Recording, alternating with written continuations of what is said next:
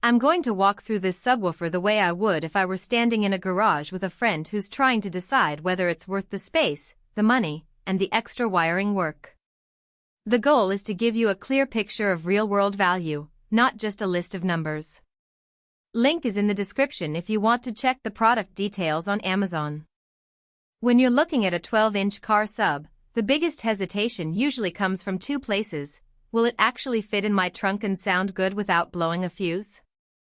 And, am I spending a lot of cash for a set of specs that sound great on paper but end up being a headache in daily use?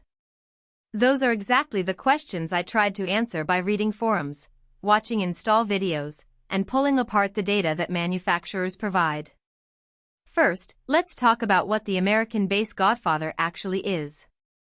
It's a 12-inch dual-voice coil subwoofer, wired for 2 ohms, with a max power rating of 6,000 watts.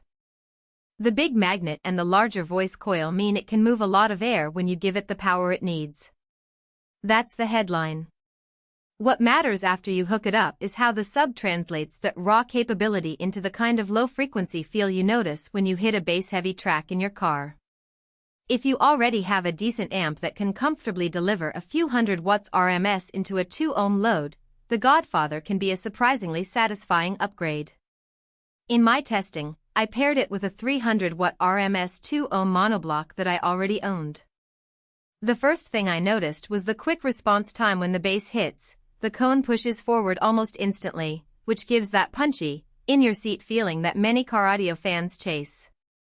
Because the sub is dual voice coil, you have the flexibility to wire it either as a single 4-ohm load, if you're limited on amp channels, or keep it at 2 ohms for maximum power transfer. That flexibility is a real strength if you're building a custom system. You don't have to buy a new amp just to accommodate the sub. Installation, however, is where the hidden trade-offs start to surface. A 12-inch driver of this size needs a fairly large enclosure to perform optimally. The manufacturer recommends a sealed box of at least 1.5 cubic feet or a ported box around 2 cubic feet. If you have a small hatchback or a compact sedan, carving out that volume can be a challenge. You might end up compromising cargo space or needing to fabricate a custom box, which adds both time and expense. I tried a pre-made sealed box that was rated for 12-inch subs and measured about 1.4 cubic feet. The base was tight, but the overall output was a bit shy of the dramatic room-shaking vibe you hear in videos. Switching to a ported design of the right dimensions pushed the output up noticeably, but the low end became a little looser, which some listeners prefer and others find less precise. So the decision about sealed versus ported isn't just about power, it's about the character of bass you want in your daily commute. Another practical consideration is the wiring and the power draw. A sub that can handle 6,000 watts peak will still demand a solid power supply. The Godfather's 2-ohm load means it will pull more current than a higher impedance design when you crank the amp. In my setup, I upgraded the car's battery with a higher capacity AGM unit and added a 150 amp fuse to the power line. Without that, you risk voltage sag that can affect the rest of the audio system and even cause the head unit to reboot under heavy bass.